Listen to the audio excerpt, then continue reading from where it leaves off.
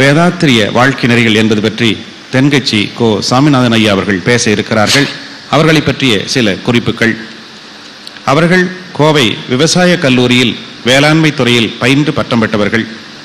தமிழ்நாடு விவசாய அலுவலராக 3 ஆண்டுகள் பணியாற்றியுள்ளார்கள். தென்கட்சி ஊராட்சி மன்ற தலைவராக 7 ஆண்டுகள் பணியாற்றி இருக்கிறார்கள். வானொலியில் 25 ஆண்டுகள் பணிபுரிந்து சென்னை வானொலியில் உதவி நிலை இயக்குநராக இருந்து 2002ஆம் ஆண்டில் பணி நிறைவு பெற்றுள்ளார்கள். இவருடைய உரைகள் 30 நூல்களாக வெளிவந்து உள்ளன. இன்று ஒரு தகவல் நிகழ்ச்சியை 14 ஆண்டுகளாக தொடர்ந்து வானொலியில் நடத்தியிருக்கிறார்கள். இந்த நாள் இனிய நாள் நிகழ்ச்சிகள் மூலம் தொலைக்காட்சிகள் வழியாக அனைவர் நெஞ்சிலும் இடம் பிடித்திருக்கிறார்கள். தான் சிரிக்காமல் இருந்து கொண்டு மற்றவர்களெல்லாம் சிந்திக்க வைக்கக்கூடிய ஒரு பெரிய அறிஞர் தகைவர்கள். சுமார் 15 வருடங்களுக்கு முன்பே சாமியை சந்தித்து அருளாசி பெற்றிருக்கிறார்கள். அப்படிப்பட்ட அந்த அருள் நெறியர்கள் இப்பொழுது வேதாத்திரிய வாழ்க்கை நெறி என்பது பற்றி நமக்கு பேச இருக்கிறார்கள். இப்பொழுது தென்கட்சி சாமிநாதன் ஐயா அவர்கள். வாழ்க வையகம், வாழ்க வளமுடன். அருள் தந்தை அவர்களை வணங்குகிறேன். இங்கே இருக்கிற எல்லோருக்கும் வணக்கம். என்னை அறிமுகப்படுத்திய நண்பர் அவர்கள் என்னை பற்றி பெருமையாக பல வார்த்தைகளை எல்லாம் சொன்னார்கள். அவர்கள் அவ்வளவு பெருமையாக சொன்னதற்கு காரணம் அவ்வளவும் நானே எழுதி கொடுத்தது.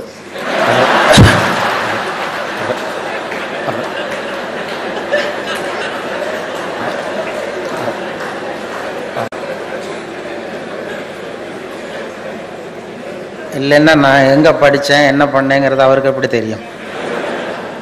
நேற்று மாலையிலேயே நான் இருந்த இடத்துக்கு வந்து இதையெல்லாம் எழுதி வாங்கி கொண்டார். இவர் இவ்வளவு தூரம் விடாமல் சொல்லுவார் என்று தெரிந்தால் இன்னும் கூட எழுதி கொடுத்துருப்பேன். அவருக்கு எழுதி கொடுத்தவரை விடாமல் சொன்னதுக்கு ரொம்ப நன்றி. இந்த மாதிரி பெரிய இடங்களுக்கெல்லாம் என்னை யாரும் பேச கூப்பிடுவதில்லை. சாதாரணமாக குழந்தைகள் எல்கேஜி யூகேஜி படிக்கிற பிள்ளைங்கள்ட்ட ஏதாவது பேசுகிறதுக்கு கூப்பிட்டு தான் பழக்கம்.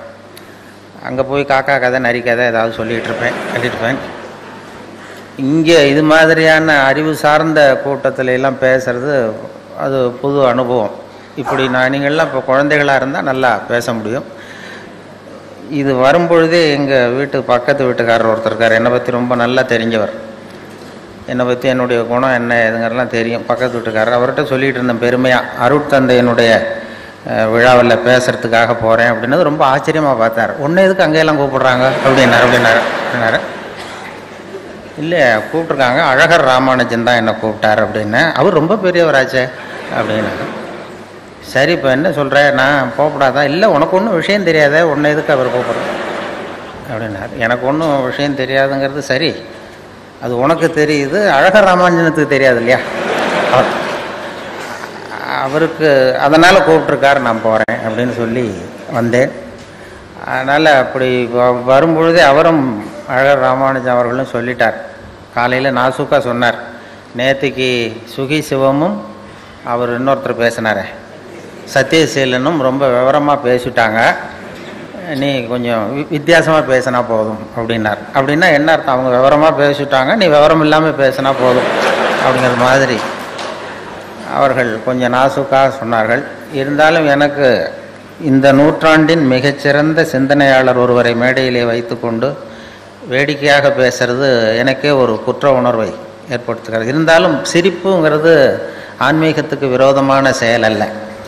தியானத்தை விட பெருசு ஹாஸ்ய யோகம்னு சொல்லுவாங்க. அதாவது தியானம் பண்ணும் பொழுது உங்களுடைய எண்ணம் ஒரு குறிப்பிட்ட புள்ளியில் தான் இருக்கும். சிரிக்கும் பொழுது அந்த புள்ளியும் மறைஞ்சிரும். எதற்காக சிரிக்கும் பொழுது எதுவுமே சிந்தனை இருக்காது. அதனால் தியானத்தை விட மேலானது ஹாஸ்ய யோகம் என்று அவர்களை போன்ற பெரியவர்களே சொல்லியிருக்கிறார்கள்.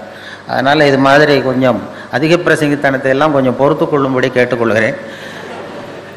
சிரிப்பது என்பது ஆன்மீகத்துக்கு விரோதமான ஒரு செயல் அல்ல. அவர்களை நமக்கும் அவர்களுக்கும் என்ன வித்தியாசம்னா, இப்போ நாமெல்லாம் நமக்கு மேலே இருக்கிறவங்களையே பார்த்துக்கிட்டு இருப்போம். ஒரு நடந்து போகிறவன் சைக்கிளில் போகிறவனை பார்த்து ஆசைப்படுவான் சைக்கிள் வாங்கணும்னு.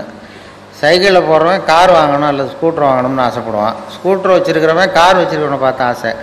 இப்படி நமக்கு மேலே இருக்கிறவங்கள பார்த்து தான் நம்ம கவலைப்படுவோம். அருட்தந்தை போன்றவர்கள்லாம் அவங்களுக்கு கீழே உள்ளவங்களை பார்த்து கவலைப்படுவாங்க. அவங்களையும் நம்ம அளவுக்கு உயர்த்துவது எப்படி மேலே கொண்டு வர்றது அப்படிங்கிறது. அதுதான் நமக்கும் அவங்களுக்கும் உள்ள வித்தியாசம். நமக்கு மேலே இருக்கிறவங்களே பார்ப்போம், நமக்கு கீழே இருக்கிறவங்களே பார்ப்பாங்க. அப்படி ஈடுபடுத்தி தான் நம்மளை படிப்படியாக மேலே அவர்கள் உயர்த்துவதற்காக முயற்சி பண்ணிகிட்ருக்கிறார். நேற்று ரொம்ப அருட்தந்தை சொன்னார், எனக்கு 95 வயசு ஆகிட்டுதுங்கிறத ஒரு கொண்டாட்டமாக எல்லாரும் கருதுகிறார்கள் அப்படின்னு சொன்னார். அதாவது வயசுங்கிறதே நாம் நிர்ணயம் பண்ணது தான். அதாவது இயற்கை வயசை நிர்ணயம் பண்ணலை. இயற்கையை பொறுத்த வரைக்கும் வயசுன்னு ஒன்றும் கிடையாது நமக்கெல்லாம். நாம் ஒரு நாளைக்கு 24 மணி நேரம்னு பிரித்தோம், ஒரு வாரத்துக்கு 7 நாள்னு பிரித்தோம், ஒரு வருஷத்துக்கு 365 நாள்னு பிரித்து இந்த பிரிவினை உண்டு பண்ணது நாம தான். ஒரு வருஷ கணக்கெல்லாம் ஏற்படுத்தினது. இந்த வருஷ கணக்கு ஏற்படுத்தின பிறகு தான் வயசுன்னு ஒன்று ஆரம்பமாச்சு. இல்லைன்னா வயசே கிடையாது. வருஷம் மாதம் தேதி நாம் கண்டுபிடிக்கலன்னா நமக்கு வயசுன்னு ஒன்று இருக்கிற வரைக்கும் எப்படி பிறக்கிறோம், ஆரோக்கியமாக வாழ்கிற வரைக்கும் வாழ்க்கை தான். அதனால் அருட்தந்தை அவர்களுக்கு வயசு இல்லை. அது உடம்பு நல்லா இருக்குது, மனசு நல்லா இருக்குது, நம்மை போன்ற இந்த சமூகத்தை மேம்படுத்தணுங்கிற ஒரு எண்ணம் இருக்கிறதுனால மனுஷங்கிறவன் யாருன்னு சொல்ல தெரியல. அந்த முடிவுக்கே வர முடியாமல் இப்போ நாம் என்ன பண்ணுறோம், ஒரு முடிவுக்கு வர முடியலன்னா என்ன செய்வோமோ அதையே அவங்க செஞ்சாங்க. அப்போது சபை ஒத்தி வைக்கப்படுகிறது அப்படின்னு சொல்லி முடிச்சுட்டாங்களாம்.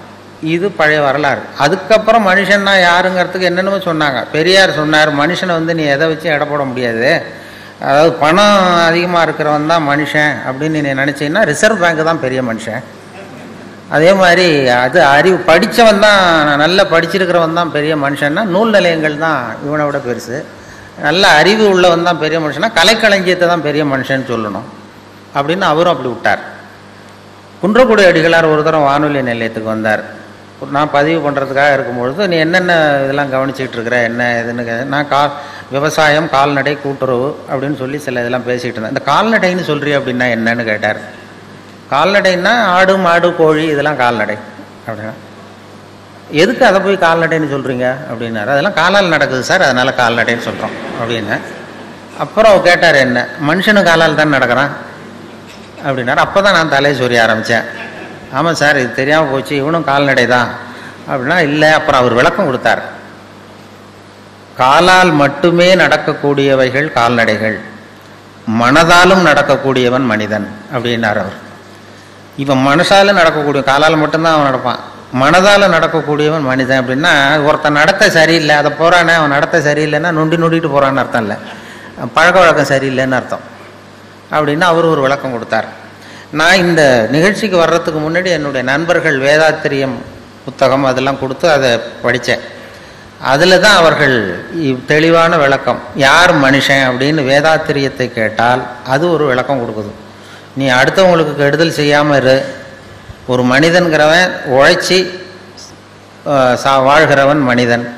அதே மாதிரி இன்னொருத்தருக்கு கெடுதல் பண்ணாத, அடுத்தவனுக்கு தொல்லை கொடுக்காமல் இருக்கிறவன் மனுஷன்.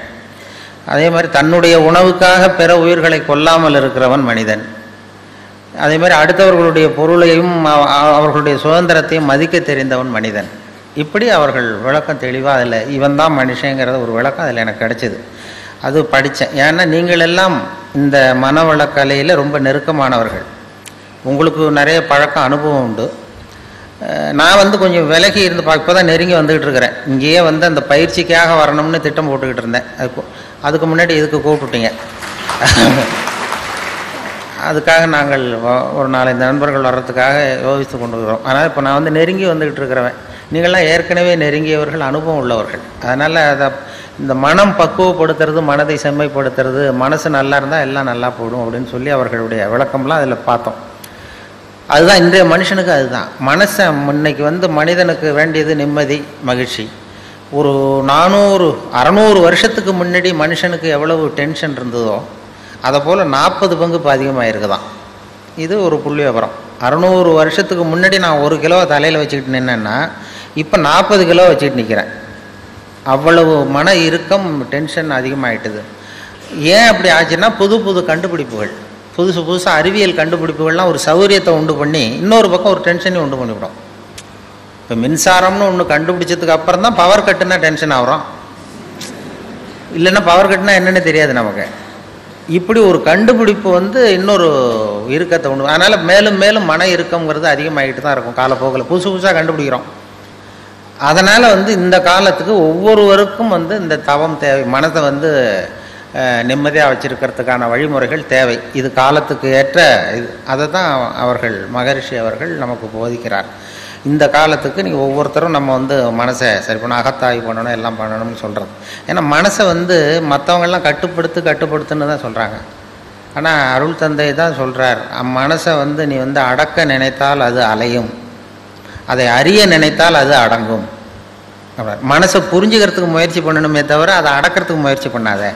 அதை அடக்க முடியாது. அது அனுபவப்பட்டவங்களுக்கு தான் தெரியும். ஒருத்தன் நான் மனசை அடக்கிறேன், இது என்ன பெரிய காரியம்ட்டு போனானா காட்டில் போய் உட்காந்தான். இங்கே வீட்டில் உட்காந்தா எல்லோரும் வந்து போயிட்டு இருப்பாங்க, பெரிய தொந்தரவாக இருக்கும். காட்டுக்கு போய் உட்காந்து நான் மனசை அடக்கிறேன்ட்டு உட்காந்துருக்கான். ஒரு தனி மரத்தடியில் போய் உட்காந்துட்டான், மனசை அடக்கிறேன். அங்கே போனால் எதிர்த்தாப்புல ஒரு பொண்ணு நடன பள்ளிக்கு போய்கிட்டு இருக்கு. ஒரு ஒத்தையடி பாதை, அங்கே ஒரு டான்ஸு ஸ்கூல் ஏதோ ஒன்று இருக்குது. அதில் தினம் பயிற்சிக்காக தினம் 8 மணி, காலையில் 8 மணிக்கு அந்த அம்மா போயிட்டுருக்கு, நடன மாது. இவன் பார்த்தான், இது ஏதரா இவ்வளவு தூரம் வந்து இங்கேயும் நமக்கு மனசு கட்டுப்படுத்த கஷ்டமாக இருக்குது, இந்த பொண்ணு போகுது இந்த பக்கம் அப்படின்னு சொல்லி மறுநாள் ஒரு துணி எடுத்து கட்டிவிட்டான். துணி எடுத்து கண்ணை கட்டிக்கிட்டான். எல்லாம் இனிமேல் ஒன்றும் பிரச்சனை இல்லை, நான் மனசை கட்டுப்படுத்துகிறேன் அப்படின்னு உட்காந்தான். மறுநாள் காலையில் 8 மணிக்கு அது காலில் கட்டியிருக்கிற சதங்க ஜல்லுன்னு சத்தம் கேட்டுதான். காது வழியாக உள்ள வந்தது. அப்புறம் காதையும் ஒரு துணியை போட்டு கட்டிவிட்டான். இனிமேல் ஒன்றும் கவலை இல்லைன்னு. மறுநாள் காலையில் 8 மணிக்கு அது தலையில் வச்சுருக்கிற பூ வாசம் அடிச்சிருக்கு லேசாக. ஏதா மூக்கும் தொந்தரவு பண்ணுதுன்னு அதையும் கட்டிவிட்டான். கண்ணு இது என்ன பெரிய மனசை அடக்கிறது பெரிய காரியம். கண்ணுக்கு அது மூக்கு கட்டியாச்சு, எல்லாத்தையும் கட்டிவிட்டு இனிமேல் ஒன்றும் பிரச்சனை இல்லைன்னு உட்காந்துட்டான். மறுநாள் காலையில் 8 மணிக்கு சரியாக 8 மணிக்கு அவன் மனசு நினச்சி தான் இந்நேரம் அவள் போய்கிட்டு இருப்பா அப்படின்னு. அதை எந்த துணியால் கட்டுறது? அதுக்கு தான் ஆன்மீகம். மனசை வந்து அதை புரிந்து கொள்ளுங்கிறது. அதான் மனசு இப்படிப்பட்டதுங்கிறத புரிஞ்சுக்கோ, அதை அடக்க நினைக்காதே அப்படின்னு அருள் தந்தை சொல்கிறது. அடக்க நினைத்தால் அது அலையும், அறிய நினைத்தால் அது அடங்கும். அதனால் மனசை புரிஞ்சுக்கிறதுக்கு முயற்சி பண்ணுங்க, அதை அடக்கிறதுக்கு முயற்சி பண்ணாதீங்க ஒன்று சொல்கிற இவர் இந்த அருள் தந்தை அவர்கள் தான் சொல்கிறார். மற்றவங்கள்லாம் அதை நீ மனசை ஆங்காரம் உள் அடக்கி ஐம்புலனை சுட்டு அறுத்து தூங்காமல் தூங்கி சுகம் பெறுவது எக்காலம் அப்படின்னு பத்திரகிரியார் எப்படி சொல்கிறார்? ஆங்காரம் உள்ள அடக்கி ஐம்புலனை சுட்டு அறுத்து. அந்த இப்போ கேன்சருக்கெலாம் சுடுறாங்கல்ல, இது பண்ணி தீச்சு போடுறது, அவ்வளவு கடுமையான முயற்சிகள்லாம் சொல்லியிருக்கிறாங்க ஏற்கனவே. ஆங்காரம் உள்ள அடக்கி ஐம்புலனை சுட்டு அறுத்து தூங்காமல் தூங்கி சுகம் பெறுவது எக்காலம்னு சொல்லி. அது இல்லை, அது ரொம்ப சுலபமாக அதை புரிந்து கொள்ள ஆரம்பித்தா போகிறோம், நீ சொல்கிறபடி கேட்கும் அப்படின்னா. மனசு வந்து நம்மக்கிட்ட விளையாடிக்கிட்டே இருக்கும். இப்போ ஒருத்தன் என்ன பண்ணியிருக்கிறான், அவன் பாட்டுக்கு இப்போ காய்கறி வாங்கிறதுக்காக ஒரு மார்க்கெட்டுக்கு போனானா பையை எடுத்துக்கிட்டு. அவனுக்கு ரொம்ப பிடிச்ச காய்கறி ஏதோ அதை பிரியமாக ஒரு 50 ரூபா நோட்டை எடுத்து வச்சுக்கிட்டு போயிருக்கான். காய்கறிலாம் வாங்கிட்டான். வாங்கினதுக்கப்புறம் அந்த 50 ரூபா எடுக்கணும், பையில் பார்க்குறான், பையை ஓட்டை எங்கேயோ விழுந்துடுது, வழியில் எங்கேயோ விழுந்துட்டுது, ஏதோ போயிட்டுது. ஆஹா நம்ம வாங்க முடியலையேன்னு சொல்லி வாங்கின காய்கறியை திருப்பி காய்கறிக்காரன்ட்டே கொடுத்துட்டு வருத்தப்பட்டுக்கிட்டே வந்தானா. வந்து வீட்டில் வந்து மூஞ்சி தொங்க போட்டு உட்காந்துருக்கான். ஏன் இப்படி போனீங்க, காய்கறி எங்கேன்னு கேட்டிருக்கேன் அந்த அம்மா. எல்லாம் வழியில் எங்கேயோ காசு விழுந்துட்டுது அல்லது எங்கே போயிட்டுது, பை ஓட்ட என்ன பண்ணுறது அப்படின்னு அவன் அழ ஆரம்பிச்சுட்டான். ரொம்ப கவலைப்பட்டான். சரின்னு விட்டாச்சு. அப்புறம் கொஞ்ச நாள் கழித்து அதே மாதிரி ஒரு நாள் புறப்பட்டான் 50 ரூபா வச்சுட்டு மார்க்கெட்டுக்கு. அப்போ வழியில் ஒரு பையன் அழுதுகிட்டே வந்திருக்கான். ஏன்டா அழறேன் அப்படின்னா, எனக்கு பரீட்சைக்கு பணம் கட்டுறதுக்கு பணம் இல்லை, வீட்டில் அடிக்கிறாங்க, என்ன பண்ணுறது, இன்றைக்கி பரீட்சை எழுத முடியலன்னு அழுதுட்டு போயிருக்கான் ஒரு பொடியன். இவன் உடனே கவலைப்படாதப்பா, இந்தாண்டு இந்த 50 ரூபாய் எடுத்து கொடுத்து நீ கொண்டு போய் பரீட்சை கட்டுன்னு இவன் காய்கறி வாங்க போகல, திரும்பி வந்துட்டான். வந்து சந்தோஷமாக சிரிச்சுக்கிட்டு இருந்தான். அப்போ அந்த அம்மா கேட்டுதான், நீ அன்னைக்கு ஒரு நாள் போனப்பையும் 50 ரூபாயை இழந்துட்டு வந்த, இன்னைக்கு போனப்பையும் 50 ரூபாயை இழந்திருக்கிற, அந்த இழப்பு உன்னை வந்து கவலைப்பட வச்சுது, இந்த இழப்பு உன்னை வந்து மகிழ வைக்குது, சந்தோஷப்பட வைக்குது. என்ன 2 இழப்பு தானே, அன்னைக்கு 50 ரூபா போச்சு, இன்னைக்கு 50 ரூபா போச்சு, அன்னைக்கு கவலைப்பட்ட இன்னைக்கே சந்தோஷமாக இருக்கேன்னு கேட்டிருக்கேன். அப்போ தான் இவன் யோசிக்க ஆரம்பித்தானா. யோசிக்க ஆரம்பிக்கும் பொழுது புரிஞ்சுது அவனுக்கு. அதாவது அன்னைக்கு வந்து பொருள் அவனை விட்டு போச்சு, இன்னைக்கு பொருளை விட்டு அவன் விலகி வந்தான். இதுதான் அவனுடைய மகிழ்ச்சிக்கு காரணம், மன நிம்மதிக்கு காரணம்ங்கிற நுட்பத்தை புரிஞ்சுக்கிட்டானா. பொருள் வந்து தானாக விலகி செல்லுவதுங்கிறது ஒன்று, பொருளை நாம் இழக்கிறதுன்னு ஒன்று. அந்த நுணுக்கத்தை நீ வந்து மனசு உன்னை ஏமாற்றும், நீ மன விஷயத்தில் ஜாக்கிரதையாக இருக்குன்னு சொன்னாங்களாம். அந்த நுணுக்கத்தை தான் மகரிஷி நமக்கு கற்றுக் கொடுக்குறார். மனசை புரிஞ்சுங்கோ. நமக்கெல்லாம் வந்து ஆன்மீகங்கிற பேரில் இன்றைக்கி என்ன நடக்குதுன்னா, கடவுளுக்கு எத்தனை கை கண்ணு காது மூக்குன்னு எண்ணிட்டு இருக்கிறான். அது சொல்லுவாங்க. அதாவது கிருஷ்ணன் எங்கே பிறந்தான் என்று யோசிக்காதே, கீதை என்ன சொல்லுகிறது என்பதை மட்டும் பார் அப்படின்னு சொல்லுவாங்க. அதாவது ஒருத்தன் மரத்தில் உள்ள ஒருத்தன் எண்ணிக்கிட்டு குறிப்பு எடுத்துக்கிட்டு இருந்தானா, மரத்தில் எத்தனை கிளை இருக்குது, எத்தனை இலை இருக்குது, எத்தனை காய் காய்ச்சிருக்கு அப்படின்னு ஒரு பேப்பரில் குறித்து ரொம்ப எழுதிட்டுருக்கான். இந்த ராமஜெயம் எழுதுறது மாதிரின்னு வைங்களேன், என்னமோ எழுதி வச்சுட்ருக்கான். உடனே அந்த பக்கம் இன்னொருத்தர் வந்தார், ஒருத்தர் அறிவாளி வந்து, இந்த பாருங்கள் சார், நான் இந்த மரத்தில் எத்தனை கிளை இருக்குது, எத்தனை பழம் இருக்குது, எத்தனை காய் இருக்குலாம் எண்ணி கிளையெல்லாம் கரெக்டாக குறிச்சிக்கிட்டு இருக்கேன் அப்படின்ட்டுருக்கான். அவர் அதையெல்லாம் நீயே வச்சுக்கோ, அது எனக்கு என்னத்துக்கு, எனக்கு தேவை பழம் அப்படின்னு சொல்லி பழத்தை வாங்கி சாப்பிட்டு அவர் பாட்டு போட்டாரான், பறித்து சாப்பிட்டு. ஆன்மீகவாதி இலைகளை எண்ணுகிறான், அறிவாளி பழங்களை உண்ணுகிறான் அப்படின்னு சொல்லுவாங்க. நமக்கு தேவை அந்த பழம், அதை வந்து நேரடியாக அந்த கனியை நமக்கு பறித்து கொடுக்கறதுக்கு தான் அருட்தந்தை வந்திருக்கிறார். நீங்கள் போய் இது கை காலெலாம் எண்ணிட்டு இருக்காதீங்க, நமக்கு தேவை என்ன. அதான் ஆன்மீகவாதிகள் இலைகளை எண்ணுகிறான், அறிவாளி பழங்களை உண்ணுகிறான். அந்த பழங்களை உண்ணுகிற கலை தான் இது மனவள கலைஞர். அதுக்கு நம்மளை தயார்படுத்துகிறார். அப்படி தான் நாம் வந்து மனதை வந்து சரி பண்ணணும், புரிந்து கொள்ள வேண்டும்ங்கிறது அதில் உள்ள கருத்து. நான் சொன்னது மாதிரி அந்த சிரிப்புங்கிறது யோகம்னு சொன்னேனே, அது வந்து நம்முடைய இயல்பு நிலையே. அது நம்முடைய இயல்பு நிலை. அதாவது நாம் பிறந்து இந்த உலகத்துக்கு வரும்பொழுது அழுதுகிட்டே பிறக்கிறோம். அதாவது இந்த உலகத்துக்கு எதுவுமே கொண்டு வர்றதில்லைன்னு சொல்கிறோமே தவிர, ஆனால் அழுகையை கொண்டுகிட்டு வரோம், அழுதுகிட்டே வரோம். போகும்பொழுது மற்றவன்கிட்ட விட்டு போயிடுறோம். அதையும் நீங்கள் அழுதுட்டு கடங்கடா நான் போய் சேர்றேன். அது போகும்பொழுது ஒரு துறவு நிலை, நமக்கு அதுவும் வேண்டாம் அப்படிங்கிறது. ஆனால் வரும்பொழுது ஒரு குழந்தை பிறந்து 6 மாதத்தில் தான் சிரிக்க 6 வாரத்தில் சிரிக்க ஆரம்பிக்கலாம். நாமெல்லாம் பிறந்து 6வது வாரத்தில் சிரிக்க ஆரம்பிக்கிறோம். அது அந்த சிரிப்புங்கிறது நமக்கு இயற்கை கொடுத்துருக்கிற ஒரு இயல்பு தன்மை. சிரிப்பு ஒரு நாளைக்கு ஒரு குழந்தை 200 தடவை சிரிக்குதான். இது புள்ளி விவரம்.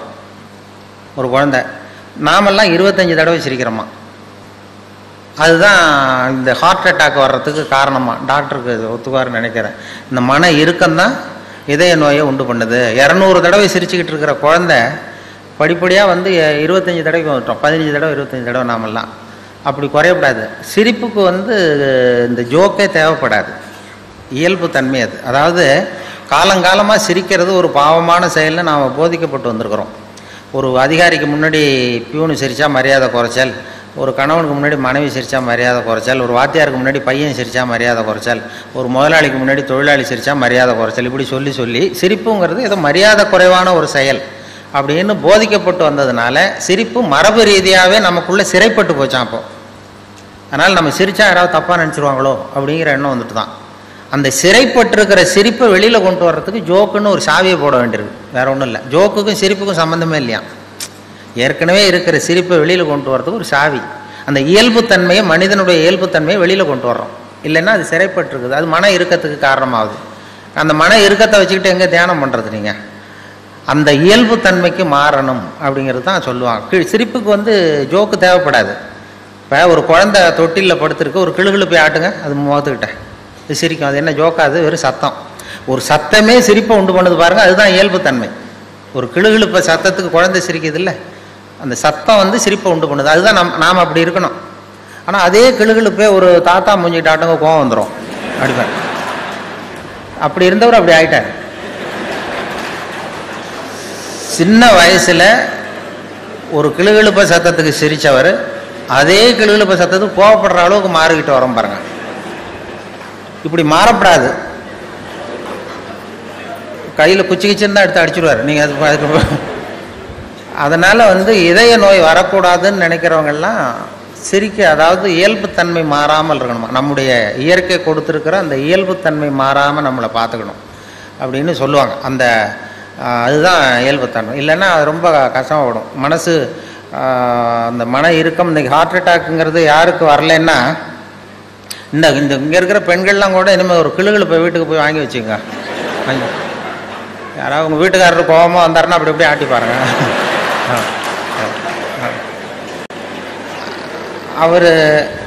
அவர் சிரிச்சுட்டாருன்னு வைங்க, கவலையே பட வேண்டாம். அவர் ஏதாவது கோவப்பட்டாருன்னா உடனே இசிஜி எடுத்து பார்க்கணும், பார்த்து சரியாக இருக்கா. அதுதான் இப்போ மருத்துவம் சொல்லுகிற உண்மை. இதய நோய் வராத இருக்கிறவங்க யாருன்னா பைத்தியக்காரங்களுக்கு இது வரைக்கும் ஹார்ட் அட்டாக்கே வந்தது இல்லையா. டாக்டர்கள் தான் சொல்கிறாங்க, பைத்தியக்காரனுக்கு ஹார்ட் அட்டாக் இது வரைக்கும் வந்ததே இல்லை. அந்த பைத்தியத்தன்மை நமக்கு வேணுமா. ஏன் அவனுக்கு வர்றதில்லைன்னா, நான் வந்து இப்போ இந்த நாட்டுக்கு பிரதம மந்திரி ஆகணும்னு நினைக்கிறேன்னு வைங்களேன், உடனே என் இருதயம் வேகமாக வேலை செய்ய ஆரம்பிச்சிருது. எப்படி எந்த கட்சியில் சேர்றது, எங்கே போய் நிற்கிறது, யாரை போய் பிடிக்கிறது, எப்படி பணம் செலவு பண்ணுறது, எப்படி டெல்லிக்கு போகிறது, எப்படி பிரதம மந்திரி ஆகிறதுன்னு என் இருதயம் வேகமாக துடிக்க ஆரம்பிச்சிருது. அந்த ஒரு துடிப்புக்கும் இன்னொரு துடிப்புக்கும் நடுவில் இருக்கிற ஓய்வை நான் குறைச்சிட்றேன். நான் பிரதம மந்திரி ஆகணும்னா இவ்வளவு அவஸ்தைப்பட வேண்டியிருக்கு. ஒரு பைத்தியக்காரன் பிரதம மந்திரி ஆகணும்னா அவன் ஆனதாகவே நினச்சிட்றான். போய் கேட்டிங்கன்னா நான் தான் பிரதம மந்திரி அப்படிமா, அவன் எலெக்ஷனில் நிற்க வேண்டியதில்லை, ஒன்றும் பண்ண வேண்டியதில்லை. அந்த மனோபாவம் நமக்கு வேணுமா? அதனால தான் அவங்களுக்கு ஹார்ட் அட்டாக் வர்றதில்லை. அதாவது சித்த சுவாதீனத்துடன் கூடிய பைத்தியத்தன்மையுடன் வாழ கற்றுக்கொள்ளுங்கள் அப்படிங்கிறது ஒரு உபதேசம். சித்த சுவாதீனத்துடன் கூடிய பைத்தியத்தன்மையுடன் வாழ கற்றுக்கொள்ளுங்கள். அது என்ன சித்த சுவாதீனத்துடன் கூடிய பைத்தியத்தன்மைன்னா, நாம் சித்த சுவாதீனத்தோடு இருக்கணும், மனசு விழிப்போடு இருக்கணும். இன்னொருத்தவங்க ஏதாவது பைத்தியகார்த்தனமாக சொன்னால் ஒத்துக்கணும். இப்போ உங்கள் குடும்பத்திலே கேட்குறீங்க, கணவன் மனைவிக்குள்ளே ஒரு தகராறு, 8ஐயும் 3ஐயும் பெருக்குனா என்னென்னு கேட்குறீங்க, அவர் 23ன்னு சொல்லிடுறாருன்னு வைங்க, உடனே சண்டைக்கு போகக்கூடாது. 8 3 பெருக்குனா 24க்கு வேலை 23ன்னு சொல்கிறாரு, சண்டைக்கு போகக்கூடாது. சரி பரவாயில்ல, எங்கள் வாத்தியார் இப்படி சொல்லி கொடுத்தாரு, உங்கள் வாத்தியார் சொல்லி கொடுத்துருக்காரு, அது வாய்ப்பாட்டிலையும் எத்தனையோ எடிஷன் இருக்கு இல்லையா, அப்படி அதுதான் சித்த சுவாதீனத்துடன் கூடிய பைத்தியத்தன்மை. நமக்கு எது உண்மைங்கிறது தெரியுது, இருந்தாலும் ஒரு பைத்தியத்தன்மையோடு வாழறோம் பாருங்கள். அந்த பைத்தியத்தன்மைங்கிறது இன்றைய மனுஷனுக்கு தேவை. அது ஒருத்தன் வந்து பைத்தியகார ஆஸ்பத்திரியில் 10 வருஷம் இருந்தானா, அவன் உடம்பு குணமாயிட்டுது டாக்டர், என்னை வீட்டுக்கு அனுப்புங்கன்னு டாக்டர் வந்து கேட்டிருக்கான். டாக்டர் சொல்லியிருக்காரு, 10 வருஷம் இருந்துட்டேன், இன்னொரு 10 நாள் இரு, உன்னை சோதனை பண்ணி அனுப்பிச்சுட்றேன் வெளியில் அப்படின்ட்டுருக்காரு. 10 நாள் டெஸ்ட் பண்ணி பார்த்தாரு, எல்லாம் நல்லா குணமாயிட்டான். உடனே அவர் சொன்னார், நீ சொன்னது சரிதான்ப்பா, வீட்டுக்கு போகலான்னு அனுப்பிச்சிட்டார். அதுக்கப்புறம் பத்திரிகைக்காரங்கள்லாம் வந்து பேட்டி எடுத்தாங்களாம். ஏங்க நீங்கள் உங்கள் பைத்தியகார ஆஸ்பத்திரி இருந்தீங்க, உங்கள் அனுபவத்தை சொல்லுங்களேன் எழுதுவோன்னு. அப்போ சொன்னால், நான் 10 வருஷம் நான் பைத்தியமாக இருந்தேன். 10 வருஷம், அது எனக்கு 10 வினாடியாக போயிட்டுது. பைத்தியங்களுக்கு மத்தியில் புத்தி தெளிஞ்சவனா 10 நாள் இருந்தேன், அது 10 யுகமாக போச்சுன்னு நானும். நம்முடைய வாழ்க்கை யுகங்களாக போகணுமா வினாடிகளாக போகணுமாங்கிறத நம்ம முடிவு பண்ணணும். பைத்தியமாக வாழ தெரிஞ்சவனுக்கு வாழ்க்கை சுகமாக இருந்திருக்கு. பைத்தியங்களுக்கு மத்தியில் புத்தி தெளிஞ்சவனாக வாழறவனுக்கு வாழ்க்கை யுகமாக கடினமாக இருந்திருக்கு. அதனால தான் நாம் வந்து அதுக்காக சுத்தமாக பைத்தியமாகவும் மாறிட முடியாது, சட்டையை கழிச்சுட்டு அலைய முடியாது. சித்த சுவாதீனத்துடன் கூடிய பைத்தியத்தன்மை அப்படின்னு அதுக்காக தான் அதை சொல்கிறாங்க. சித்த சுவாதீனத்துடன் கூடிய பைத்தியத்தன்மையுடன் வாழ கற்றுக்கொள்ளுங்க. ஒரு பேங்க் உத்தியோகத்துக்கு ஒருத்தன் வந்தான், கேள்வி கேட்டார். பேங்க்கில் வேலை பார்க்க வந்திருக்கான், கேள்வி கேட்கணும்ல, என்னடா 8ஐயும் 3ஐயும் பெருக்கணா என்னடான்னு கேட்டிருக்காரு. இன்டர்வியூவில் 23ன்னு விட்டான், வாய் தவறி சொல்லிவிட்டான். தெரியும் சரியான தெரியும், வாய் தவறி சொல்லிட்டான். உடனே சரி போயிட்டு வந்துட்டாங்க. வெளியில் வந்து யோசித்தான், ஆஹா இது ஒரு சின்ன கேள்வி, 8ஐயும் 3ஐயும் பெருக்கணா என்னென்னு கேட்டாங்க, நம்ம வாய் தவறி 23ன்னு சொல்லிட்டோம், இது நிச்சயமாக இந்த வேலை கிடைக்காது, பேங்கில் எப்படி வேலை கொடுப்பாங்க, ஏதோ தப்பாக போச்சுட்டு போயிட்டான். நமக்கு வேலை இல்லைன்ட்டு வீட்டுக்கு போனால் ஒரு 10 நாளில் அப்பாயின்மெண்ட் ஆர்டர் வந்துட்டுது, வேலைக்கு வந்து சேர்ந்துக்கிடான்னு. அப்போ நினச்சானா, சரி அவரும் சரியாக காதில் வாங்கலை போல இருக்கு நம்ம சொன்னதை, இதை வந்து நம்ம உண்மையை சொல்லக்கூடாது, பேசாமல் போய் சேர்ந்துருவோன்ட்டு வேலையில் போய் சேர்ந்துக்கிட்டான். பர்மனெண்ட் ஆனதுக்கப்புறம் சொல்லுவோன்னு. வேலை பர்மனெண்ட் ஆச்சு. அப்புறம் 2 மாதம் கழித்து அந்த மேனேஜர்கிட்ட போய் உட்காந்தான். சார், அன்னைக்கு இன்டர்வியூக்கு வந்த அன்றைக்கி என்ன ஒரு கேள்வி கேட்டீங்க, 8ஐயும் 3ஐயும் பெருக்குனா என்னென்னு, நான் வாய் தவறி 23ன்னு சொல்லிட்டேன், நீங்களும் அது சரியாக காதில் வாங்கலை, எனக்கே வேலை கொடுத்துட்டீங்க சார், ரொம்ப தேங்க்ஸ் அப்படின்ட்டுருக்கான். அப்போ அவர் சொன்னார், அப்படி இல்லைப்பா உட்கார் சொல்கிறேன், அன்னைக்கு இன்டர்வியூ நடந்த அன்னைக்கு உன்னையும் சேர்த்து மொத்தம் 294 பேர் வந்தீங்க இன்டர்வியூக்கு. நான் அந்த 294 பேர்கிட்டையும் இந்த கேள்வியை கேட்டேன், 8ஐயும் 3ஐயும் பெருக்குனா என்னன்னு. நீ சொன்னது தான் நியரஸ்ட் கரெக்ட் ஆன்சர்.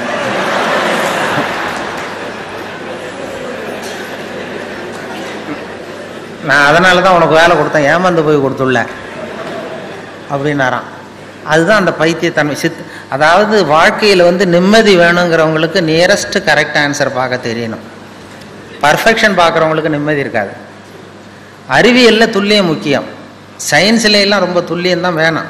மற்ற அறிவியல் உலகத்தில் அதில் கிட்டத்தட்ட இப்போ ஒரு செவ்வாய் கிரகத்துக்கு அனுப்புகிற ராக்கெட்டு பரவாயில்ல பக்கத்து கிரகத்தில் போய் இறங்கிட்டுது அப்படின்னு போக முடியாது.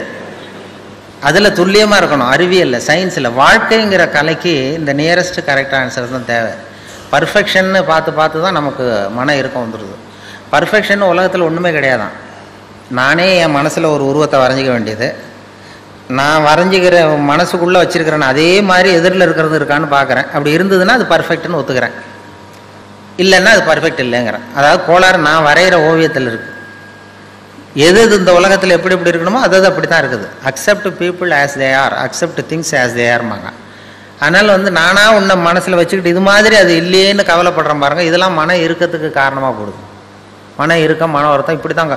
ஏன்னா உலகத்தில் அழகுங்கிறதுக்கே ஒரு சொல்லுவாங்க, அழகாக இருக்கிற பொருளை நீ விரும்புவதில்லை, அழகாக இருக்கிற பொருளை நீ விரும்புவதில்லை, நீ விரும்புகிற பொருள் அழகாக இருக்கிறது. அதுதான் உண்மை. நாம் அந்த எதை விரும்புகிறோமோ அந்த பொருள் அழகாக இருக்குது. ஒரு நீக்கிறவுக்கு அந்த குழந்தை அழகாக தெரியுது, நமக்கு அசிங்கமாக தெரியுது.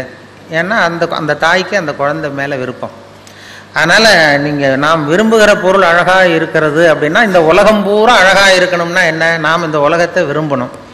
அந்த விரும்புகிற கலையை தான் மகரிஷி கற்றுக் கொடுக்குறாரு, வேற ஒன்றும் இல்லை.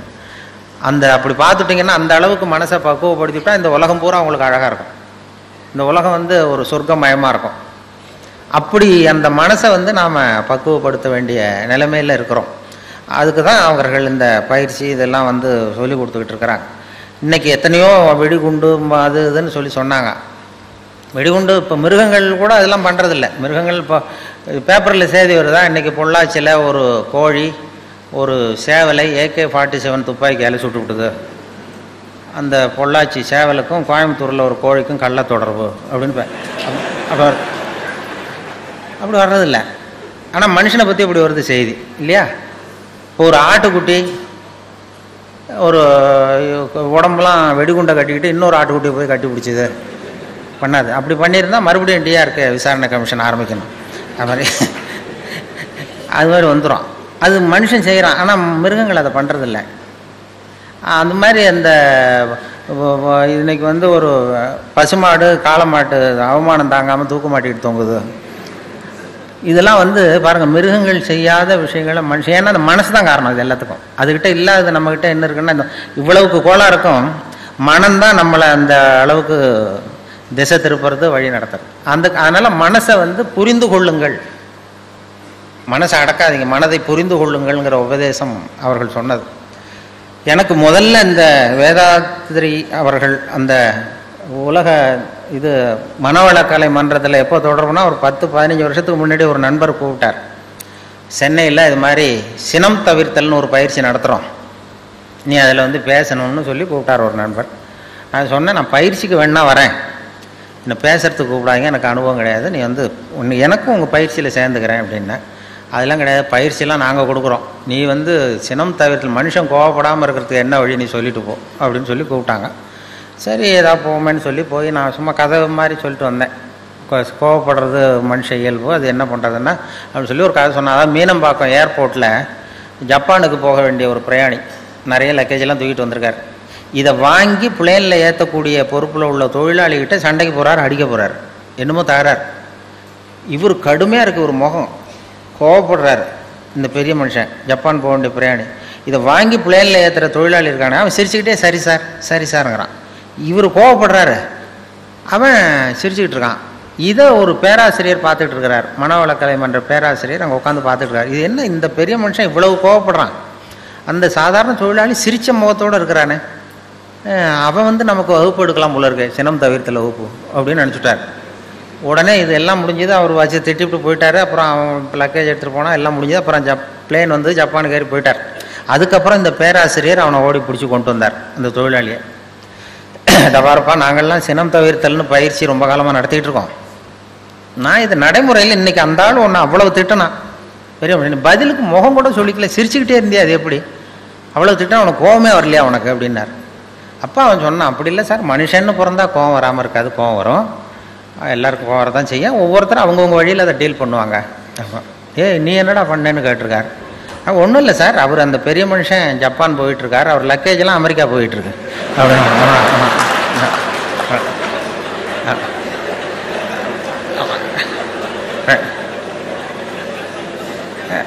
நம்ம எதுக்கு சார் அனாவசியமாக இவன்ட்ட போய் கோவப்பட்டுக்கிட்டது,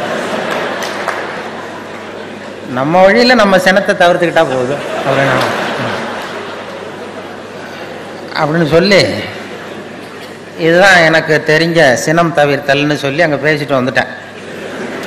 15 வருஷத்துக்கு முன்னாடி. அதுக்கு வரைக்கும் இன்னைய வரைக்கும் அதுக்கப்புறம் கூப்பிடுறதே இல்லை. என்ன கூப்பிட்றேன் நான். அப்புறம் இப்போ போன மாதம் அவரை பார்த்து, ஏன் சார் மறுபடியும் ஒரு சினம் தவிர்த்தல் என்ன கூப்பிடுங்களேன். என்ன அது வேணாம் சார், நாங்கள் எங்களுக்கு தெரிஞ்சபடி சொல்லி கொடுத்துக்குறோம், நீங்கள் வேணால் பயிற்சிக்கு வேணா வாங்க அப்படின்னு கூப்பிட்டார். இதுதான் எனக்கு முதல் தொடர்பு. இந்த மனவளக்கலை மன்றத்துக்கு எனக்கு ஏற்பட்ட சம்பந்தம் இப்படி தான் ஏற்பட்டது.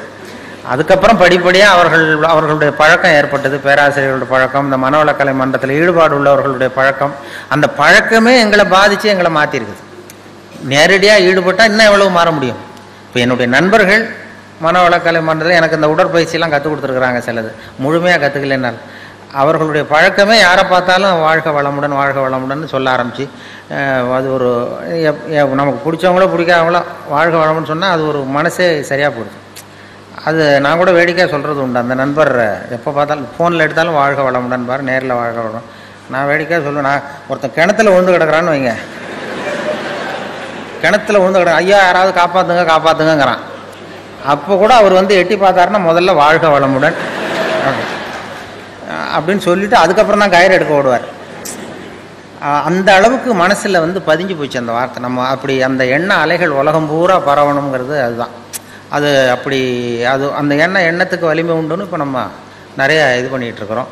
அந்த இதில் நமக்கு மனசை இது பண்ணுறது சொன்னேனே, வாழும்போதே செத்து போகிறவர்கள் செத்த பிறகும் வாழ்ந்து கொண்டிருப்பார்கள் அப்படிங்கிறது ஒரு தத்துவம். வாழும்போதே செத்து போகிறவர்கள் செத்த பிறகும் வாழ்ந்து கொண்டிருப்பார்கள். அது எப்படி வாழும்போதே செத்து போகிறதுன்னா, அதை புரிஞ்சுக்கிறதுக்கு ஒரு கதை சொல்லுவாங்க. அப்படின்னா ஒருத்தர் ஆப்பிரிக்காவுக்கு போனாராம், ஒரு கிளி கொண்டு வந்தாராம், பிடிச்சி கொண்டு வந்தார். இங்கே ஒரு கூண்டில் வச்சு வளர்த்துக்கிட்டு இருக்கார். வீட்டில் கூண்டில் கிளியை வச்சு வளர்த்துக்கிட்டு இருக்கார். வேலைக்கு சாப்பாடு தண்ணி எல்லாம் வைக்கிறார். அது பாட்டு அந்த கூண்டுக்குள்ளே அந்த கிளி இருக்குது. மறுபடியும் இவர் ஆப்பிரிக்காவுக்கு போகிறார் அந்த வளர்த்தவர். அப்போ அந்த கிளிகிட்ட கேட்டாராம், கூண்டு கிளிகிட்ட போய், இந்த வார கிளியே, நீ பிறந்த இடத்துக்கு நான் போகிறேன், இப்போ மறுபடியும் அங்கே உன் சொந்தக்காரங்க நிறைய பேர் இருப்பாங்க, அவங்களுக்கு ஏதாவது செய்தி இருந்தால் சொல்லு, உனக்கு சொந்தக்காரங்க இருந்தால் செய்தி இருந்தால் சொல்லிட்டு வரேன் இருக்கார் அந்த கிளிகிட்ட. இந்த கிளி கூண்டுக்குள்ளேயே உட்காந்துக்கிட்டு, அது ஏதோ நான் கூண்டுக்குள்ளே இப்படியே அது வேலைக்கு சாப்பாடு கிடைக்குது, தண்ணி கிடைக்குது, கூண்டுக்குள்ளே காலத்தை ஓட்டிகிட்டு இருக்கேன்னு சொல்லு அப்படின்ட்டுருக்கு. இவர் நேராக போனார் ஆப்பிரிக்காவுக்கு. போய் அங்கே காட்டு பக்கம் போய் இப்படியே ஒவ்வொரு மரமாக பார்த்து சொல்லிகிட்டு இருந்தாராம். கிளி பார்த்து, உங்கள் ஜோடி கிளி எங்கள் கூண்டில் இருக்குன்னு. எதுவும் கவனிக்கல எந்த கிளியும். ஒரே ஒரு கிளி மட்டும் தனியாக உட்காந்துருந்து தான் ஒரு கிளையில். இவர் யூகத்தில் அந்த கிளிகிட்ட போய், கிளியே உன்னுடைய ஜோடி கிளி அங்கே கூண்டில் வச்சு வேலைக்கு சாப்பாடு தண்ணிலாம் கொடுக்குறோம், கூண்டுக்குள்ளே வாழ்ந்துக்கிட்டு இருக்கு, எங்கள் வீட்டில் தான் இருக்குன்னு சொல்லியிருக்காரு. உடனே அந்த தனியாக இருந்த கிளி பொலன்னு கண்ணீர் விட்டு தான் அப்படியே சுருண்டு விழுந்து செத்து போச்சு. இவர் நினச்சிட்டா, ஐயோ நம்மளால் ஒரு கிளி இப்போ உயிர் போயிட்டுதே, இது அந்த ஞாபகத்தை ஜோடி கிளி, அதோட ஜோடி கிளி இதுன்னு புரிஞ்சுக்கிட்டார். உடனே ரொம்ப சோகத்தோடு வந்தார். இங்கே கூண்டு கிளிகிட்ட சொன்னாராம். கூண்டு கிளிகிட்ட அது மாதிரி சொன்னேன், அங்கே போய் ஒரு மரத்தடியில் உன் ஜோடி கிளி இது மாதிரி நீ கூண்டுக்குள்ளேன்னு தான் அப்படியே உழுந்து செத்து போச்சு அப்படின்றாரு. அப்படி சொன்னது இந்த கூண்டுக்குள்ளே இருந்த கிளியும் பொலன்னு கண்ணீர் விட்டு தான் அப்படியே சுருண்டு உள்ளே விழுந்து செத்து போச்சு. இவர் ரொம்ப வருத்தப்பட்டார், அனாவசியமாக 2 கிளியை வீணாக எடுத்துட்டோமே அப்படின்னு சொல்லி. உடனே கிணிமை இதை வச்சுட்டு கூண்டுக்குள்ளே வச்சுருக்கக்கூடாது அப்படின்னு கூண்டை திறந்து அதை எடுத்து தூக்கி எறிஞ்சாராம் பக்கத்து வெளியில் தூக்கி எறிஞ்சா அப்படி படப்படன்னு ரெக்கை அடிச்சுட்டு போய் உட்காந்துக்கிட்டு மரத்தில் சாவில் செத்தது மாதிரி கிடந்திருக்கு. போய் உட்காந்துக்கிட்டு சொல்லிச்சான், இது கூண்டுக்குள்ளேருந்து தப்பிக்கிறதுக்கு என்ன வழிங்கிறத என் ஜோடி கிளி உன் மூலமாக சொல்லி அனுப்பிச்சுது. அதுவும் அங்கே சாவல, உயிரோடு தான் இருக்கு. கூண்டுக்குள்ளேருந்து நீ தப்பிக்கணும்னா செத்தது மாதிரி நடி, உன் தலைகள்லேருந்து விடுபட்டு போயிடலாம், வெளியில் வந்துடலாம், கூண்டுலேருந்து விடுதலை கிடைக்கும் உனக்கு, அது ஆன்ம விடுதலை. அதனால் அந்த கிளி வாழும்போதே செத்து போனது, இப்பொழுது செத்த பிறகும் வாழ்ந்து கொண்டிருக்கிறது. வாழும்போதே செத்து போகிறவர்கள் செத்த பிறகும் வாழ்ந்து கொண்டிருப்பார்கள்ங்கிற தத்துவத்தை அப்படி சொல்லுவாங்க. அந்த கலைகள்லேருந்து விடுபடணும்னா அந்த ஆன்ம விடுதலை, அதுதான் அந்த விடுதலை நமக்கு கிடைக்கணுங்கிறது தான் இந்த மன்றத்தை நமக்கு கொடுக்குற பயிற்சிகள். ஆன்ம விடுதலை உள்ளுக்குள்ளே போய் அகத்தாய்வு பண்ணுறதுனா எதுக்குன்னா, உள்ளே இருக்கிற ஒருத்தனை கண்டுபிடிக்கணும். உள்ளே ஒருத்தன் இருக்கான் நமக்குள்ளே. இப்போ நமக்கெல்லாம் யாருன்னா ஒவ்வொருத்தரும் 3 பேர். இப்போ என்னை பற்றி நான் என்ன நினைக்கிறேன்னா அது ஒருத்தன், என்னை பற்றி நீங்கள் என்ன நினைக்கிறீங்களோ அது ஒரு மனுஷன். நம்ம 2 பேருக்கும் தெரியாத எனக்குள்ளே ஒருத்தன் இருக்கான், அவன் 3வது மனுஷன். அந்த 3வது மனுஷனை அடையாளம் கண்டுபிடிக்கிற முயற்சி தான் இந்த அகத்தாய்வு, இந்த பயிற்சிகள்லாம். 3வது மனுஷனை நீ கண்டுபிடிச்சி வெளியில் கொண்டு வா, கண்டுபிடிச்சா உலகம் வந்தன சமாதானம் வந்துடும்.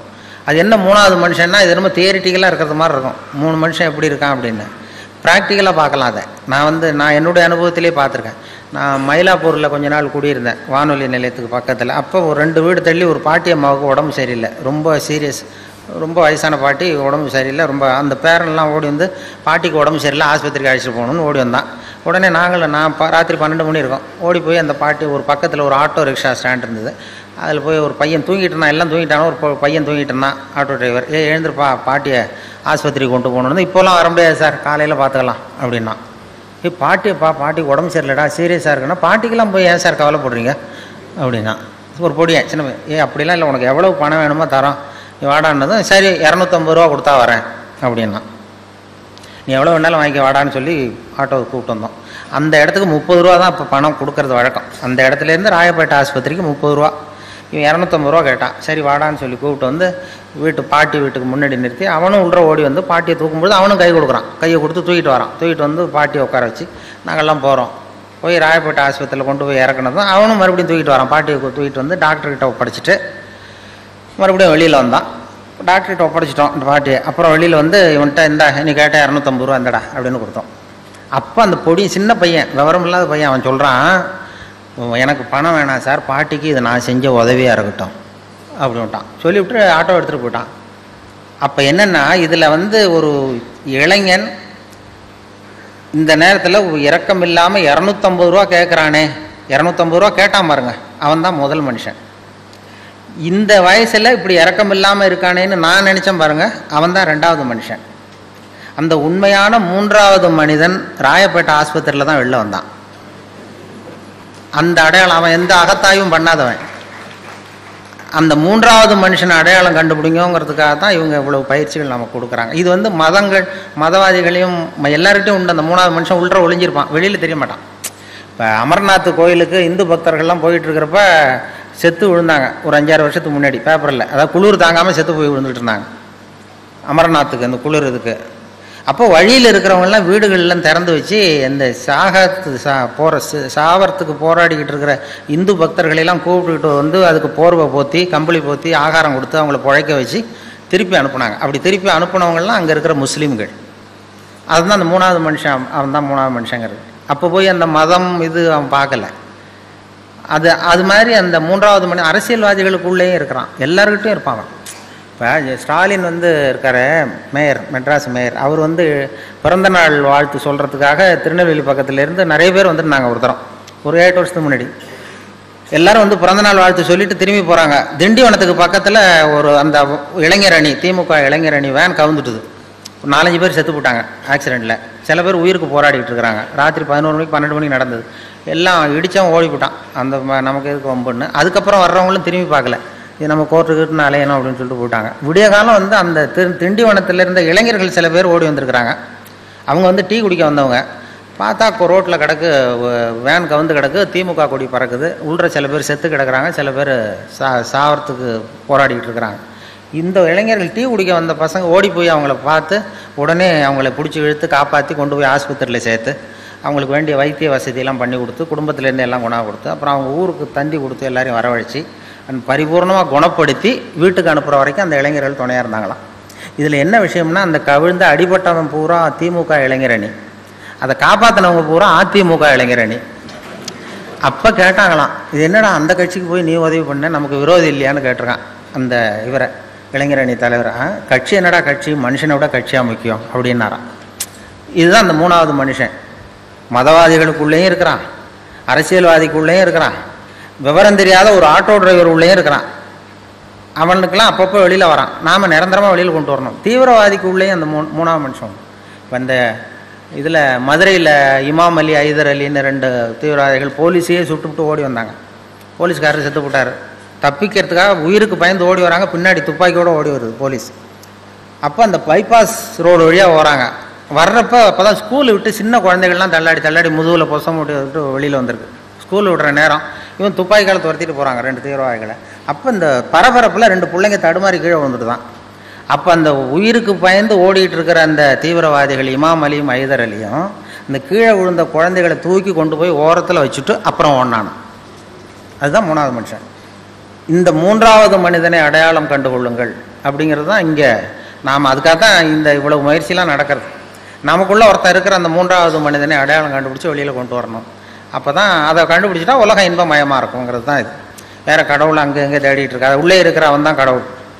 உள்ளே இருக்கிறான் பாருங்கள், அந்த மூணாவது மனுஷன் அவன் தான் அந்த இறைவன் கட்டான். இப்போ வந்து மதம் தான் ரொம்ப கடவுளுக்காக கவலைப்படுறது. மனுஷன் கூட கவலைப்படுறதில்ல, மதங்கள் தான் அதிகமாக கடவுளை பற்றி கவலைப்பட்டு ஒருத்தனுக்கு என்ன, ஒருத்தருக்கு ஒரு அப்பா தானே இருக்க முடியும். ஒருத்தன் அதோ போகிறாரு, அது யாரான்னு கேட்குறீங்க, ஒரு பையனை எங்கள் அப்பாங்கிறான். அதோ போகிறாரு, அவர் யாரானா அதுவும் எங்கள் அப்பான்னா சொல்லுவோம். ஆனால் இன்றைக்கி மதவாதிகள், இப்போ நாம் மனிதர்களை தான் சொல்லிகிட்டு இருக்கிறோம். உலகத்தை படைத்தவன் ஒருத்தன் என்ன ஒரு சக்தினா அவனும் அங்கே ஒருத்தர் இருக்கார், இங்கே ஒருத்தர் இருக்கார், அவர் ஒரு அப்பா இவர் ஒரு அப்பான்னு சொல்லிகிட்டு இருக்க முடியாது. ஒரு தெருவில் 2 பேர் சண்டை போட்டுக்கிட்டு இருந்தானோ, ஒருத்தன் மூஞ்சியில் ஒருத்தன் குத்திக்கிட்டு இருந்திருக்கான். ரொம்ப கடுமையாக சண்டை 2 பேருக்கு இடையில், தெருவில் நடுத்தெருவில் சுற்றி நின்று வேடிக்கை பார்க்குது, கும்பல் வேடிக்கை பார்க்குது. அப்போ ஒரு பையன் ஒதுங்கி நின்றுருக்கான். அந்த வழியாக வந்தவர் கேட்டிருக்காரு, என்னப்பா அங்கே நடக்குது சண்டை அப்படின்னா, ஒன்றும் இல்லை, எங்கள் அப்பாவுக்கும் இன்னொருத்தருக்கும் சண்டை உள்ற, அதை எல்லோரும் வேடிக்கை பார்க்குறாங்க, நான் ஒதுங்கி நிற்கிறேன், எங்கள் அப்பாவுக்கும் இன்னொருத்தருக்கும் தான் சண்டை நடக்குது உள்றேன்றான் அந்த பையன். அப்போ அந்த விசாரித்த பெரியவர் கேட்டிருக்காரு, சரிப்பா அந்த 2 பேரில் யாரா உங்கள் அப்பான்னு கேட்டிருக்காரு. சண்டையே அதுக்காக தான் நடந்துகிட்ருக்கு அப்படின்னா. இப்போ நாம் இந்த மதவாதிகள் போடுகிற சண்டைக்கும் அதுக்கும் என்ன வித்தியாசம் இருக்குது? இப்போ நாம் போடுற சண்டை அதே மாதிரி சண்டை தான், மதவாதிகள் போடுற சண்டை. அந்த அளவுக்கு வந்து நம்ம மனசை நம்மளுக்கு எடுத்துருக்கு அப்படிங்கிறது தான் மன தூய்மைங்கிறது வேணும். மனசு வந்து எதுலேருந்து விலகி இருக்கிறதோ அதுலேருந்து துன்பம் இல்லை அப்படின்னு திருவள்ளுவர் சொல்லுவோம். எனக்கு நிம்மதி வேணும், சந்தோஷம் வேணும்னு ஒரு பெரியவர்கிட்ட வந்தான் நான் ஒருத்தன், ஆசிரமத்தை தேடி. எனக்கு நிம்மதியே கிடைக்க மாட்டேங்குது, நீ படுறா, உனக்கு என்ன காரணம் சொல்கிறேன்னு, இந்த ராத்திரி இங்கே படு, காலையில் உனக்கு சொல்கிறேன் அப்படின்னு படுக்க வச்சார். படுக்கையெல்லாம் கொடுத்து பெட்டு தலைவெல்லாம் கொடுத்தார். படுத்து தூங்கினான் நிம்மதியாக. மறுநாள் எழுந்திரிச்சான். இவர் வந்தார், அந்த குரு வந்து எழுந்துடுறா அப்படின்னா எழுந்திரிச்சான். அந்த தலைவனையை தூக்குனார். தலைவனை தூக்குனா உள்ளேருந்து ஒரு நல்ல பாம்பு படம் எடுக்குது. இவரே கொண்டு வந்து வச்சிருக்காரு ராத்திரி நல்ல பாம்பை. அவன் அப்படியே அலறிட்டு ஓடி வந்துட்டான். அப்போ கேட்டாரான், ஏண்டா ஒரு நல்ல பாம்பை தலைக்கு அடியில் வச்சுக்கிட்டு எப்படி உன்னால் நிம்மதியாக தூங்க முடிஞ்சுது? ராத்திரி பூரா நிம்மதியாக தூங்கியிருக்க, நல்ல பாம்பு உன் தலைக்கு பக்கத்துலேயே இருக்குது, அதை வச்சுக்கிட்டு எப்படிடா நீ தூங்கினேன் அப்படின்னு கேட்டாரான். அது இருக்கிறது எனக்கு தெரியாதுங்க, அதனால் தூங்கினேன், என் மனசு அதிலேருந்து விலகி இருந்தது, அதனால் நிம்மதியாக இருந்தேன் நான். அதுதான் மனது எதிலிருந்து விலகி இருக்கிறதோ அதிலிருந்து நீங்கள் நிம்மதியாக இருப்பீர்கள் அப்படிங்கிறது தான். இதெல்லாம் வந்து மனதை புரிந்து கொள்ளுகிற போது தான் இந்த கருத்தில் நமக்கு தெரியும். மனசை அடக்க நினைக்கிறவனுக்கு இதெல்லாம் தேவையில்லை. அவன் கண்ணையும் காதையும் இது கட்டிகிட்டு இருந்தானா போகிறோம், அந்த முயற்சி வேண்டியதில்லை. மனதை புரிந்து கொள்ளுங்கள்னு சொல்கிறது அதுதான். மனதை புரிந்து கொள்ள முயற்சி செய்யுங்கள் அப்படிங்கிறது தான் இவங்க இந்த இதில். அதனால் நம்ம வந்து இன்றைக்கி எத்தனையோ இதெல்லாம் பண்ணிகிட்டு இருக்கிறோம். நிறைய போர், சண்டை, உலக யுத்த அபாயம், அது இதுன்ட்டு எத்தனையோ சண்டைகள். இதில் மதவாதிகள் சண்டை வேறு. இதெல்லாம் இதுக்கெல்லாம் வந்து அந்த மூணாவது மனுஷன் வெளில வந்தால் தான் நாம் வந்து சரியாக வாழ முடியுங்கிறது தான் முக்கியம். ஒரு ஒரு இதில் ஒரு சிவன் கோயிலில் ஒரு புறாவெல்லாம் இருந்துதான். ஒரு சிவன் கோயிலில் மாடங்கள்லாம் இருந்தது, அதில் சில புறாக்கள்லாம் இருந்துதான். திடீர்னு அந்த சிவன் கோயிலுக்கு கும்பாபிஷேகம் வந்தது. உடனே வெள்ளை அடிக்க ஆரம்பித்தாங்க. உடனே அந்த புறாவெல்லாம் இடத்த மாற்றணுமே, இங்கே இருந்தால் இனிமேல் லாயக்கு இல்லை, நம்ம இடத்த மாற்றணுமேனு போயிருக்கு. எங்கே போகலான்னு பார்த்தா எதிர்த்தாப்புல ஒரு சர்ச் இருந்துதான், மாதா கோயில். அங்கே சில புறாவெல்லாம் இருந்தது மாடத்தில், சில மாடங்கள் காலியாக இருந்தது. இந்த சிவன் கோயில் புறாவெல்லாம் ஓடி போய் அங்கே உட்காந்துக்கிட்டு. இது சிவன் கோயில் வெள்ளை அடிக்க ஆரம்பிச்சிட்டாங்க கும்பாபிஷேகத்துக்கு. அங்கே போனதுக்கப்புறம் அங்கே கிறிஸ்மஸ் வந்தது, அங்கேயும் வெள்ளை அடிக்க ஆரம்பித்தான். கிறிஸ்மஸ் சர்ச்சுக்கு வெள்ளை அடித்து புதுப்பிக்க ஆரம்பிச்சது. என்னடா இங்கேயும் தங்க முடியலையேன்னு இந்த 2 செட்டு புறாவும் புறப்பட்டு வேறு இடத்துக்கு போகணுன்னு பார்த்து தான் போனால் அங்கே ஒரு பள்ளிவாசலில் சில புறா இருக்குது, அங்கே கொஞ்சம் காலியாக இருந்தது. இந்த சிவன் கோயிலேருந்து போனது, இந்த மாதா கோயிலேருந்து போன புறா எல்லாம் சேர்ந்து அந்த பள்ளிவாசலில் போய் அந்த புறாவோட சேர்ந்து உட்காந்துக்கிட்டு. அங்கே போனால் அங்கேயும் தொந்தரவு வந்தது. என்ன தொந்தரவுன்னா அங்கேயும் ரம்சான் வந்தது, அதை புதுப்பிக்க ஆரம்பித்தாங்க. இது என்னடா இங்கேயும் தங்க முடியல, எங்கே போகிறதுன்னு பார்த்தது எல்லாம் 3 செட்டு புறாவும். அதுக்குள்ளே அந்த சிவன் கோயில் கும்பாபிஷேகம் முடிஞ்சு போச்சு. சரி அங்கே போய் தங்கிக்கோன்னு சிவன் கோயிலில் போய் எல்லாம் உட்காந்துக்கிட்டு இருக்கு. இப்படி இருக்கும்பொழுது திடீர்னு கீழே ஒரே கலாட்டா பூமியில். இந்த குஞ்சு புறாவெல்லாம் எட்டி பார்க்குது. ஒரு குஞ்சு புறாவும் தாய் புறாவுக்கு பக்கத்தில் உட்காந்துட்டு எட்டி பார்த்தான். இந்த மனுஷனுக்கெல்லாம் என்ன ஆச்சு இப்போ அப்படின்னு கேட்டிருக்கு. அவனுக்கெல்லாம் மதம் பிடிச்சிருக்கு அப்படின்னு தான் அந்த அம்மா புறா. மதம் பிடிக்கிறதுனா என்னன்னு கேட்டிருக்கு. இதுதான் மத கலவரம்னு பேர். இதனால தான் ஒருத்தன் சுட்டுக்கிறான், வெட்டிக்கிறான் அப்படின்னா நமக்கெல்லாம் மதம் பிடிக்காதா அப்படின்னு கேட்டுதான். நமக்கு பிடிக்காது ஏன் அப்படின்னு கேட்டிருக்கு அந்த குஞ்சு புறா. அப்போ அந்த தாய் புறா சொல்லிச்சான், அந்த பாரு மனுஷனுக்கும் நமக்கு அந்த வித்தியாசம்.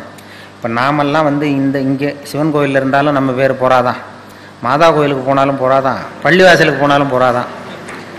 ஆனால் அவன் அப்படி இல்லை. மனுஷன் இங்கே இருக்கிற வரைக்கும் இந்துன்னு சொல்லிகிட்டு இருப்பான், அங்கே போனால் கிறிஸ்தவன்மா, அங்கே போனால் முஸ்லீம்மா, அதனால தான் அப்படி வெட்டிட்டு நிற்கிறான் அப்படின்னு தான் தாய் போகிறா. அப்போ குஞ்சு போகிறா கேட்டோம் அப்படின்னா அவங்கள விட நாம் ரொம்ப உயர்வாக தெரியுதே அப்படின்னு தான்.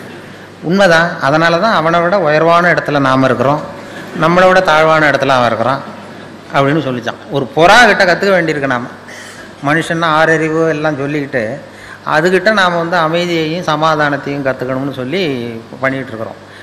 அப்படி வந்து அந்த அளவுக்கு நம்முடைய நிலைமை மாறி இருக்குன்னா இதுக்கு இது மாதிரியான இயக்கங்கள், இது மாதிரி மனசை செம்மைப்படுத்துகிற விஷயந்தான் நிறையா வர வேண்டியிருக்குது. ஏன்னா மனுஷன் வந்து எப்படிலாம் நடந்துக்குவான், என்ன பண்ணுவான்னு சொல்ல முடியாது. எந்த நேரம் எப்படி நடப்பான், என்ன ஏது. வாழும்போதே செத்து போகிறவர்கள் செத்த பிறகு வாழ்ந்து கொண்டிருப்பார்கள்ல. நம்ம வாழும்போதே செத்து போகிற சில நோயாளிகள் உண்டு. ஒரு சராசரி மனுஷன் அவன் போய் ஒரு டாக்டர்கிட்ட, ஒரு மனநோய் டாக்டர்கிட்ட போனானா, என்னடா உனக்கு பிரச்சனைன்னு கேட்டிருக்காரு அவர். நான் செத்து போட்டேன் டாக்டர். அவர் நினச்சிட்டார் இது வாழும்போதே செத்து போகிறவர்கள்னு சொல்கிறாங்களே அந்த ஞானியை அவர் இருப்பாரோ அப்படின்னு சொல்லி, என்னடா சொல்கிறேன், இல்லை உயிரோட தாண்டா இருக்கேன்னா, இல்லை டாக்டர் நான் செத்து போட்டேன், யாரும் நம்ப மாட்டேங்கிறாங்க, நீங்கள் வந்து மனநோய் டாக்டர், உளவியல் டாக்டர், நீங்களாவது நம்புவீங்க, அதனால தான் உங்ககிட்ட வந்து சொல்கிறேன் அப்படின்றான். அவர் புரிஞ்சுக்கிட்டார், சரி வர வேண்டிய கேஸ் தான், இவனை வந்து உயிரோடு இருக்கிறான்னு நம்ப வைக்கணும், என்ன பண்ணுறது அப்படின்னு சொல்லி தப்பாடுறா. உயிரோடு இருக்கிறவங்க பேசுவாங்க, செத்து போனவன் பேச மாட்டான்.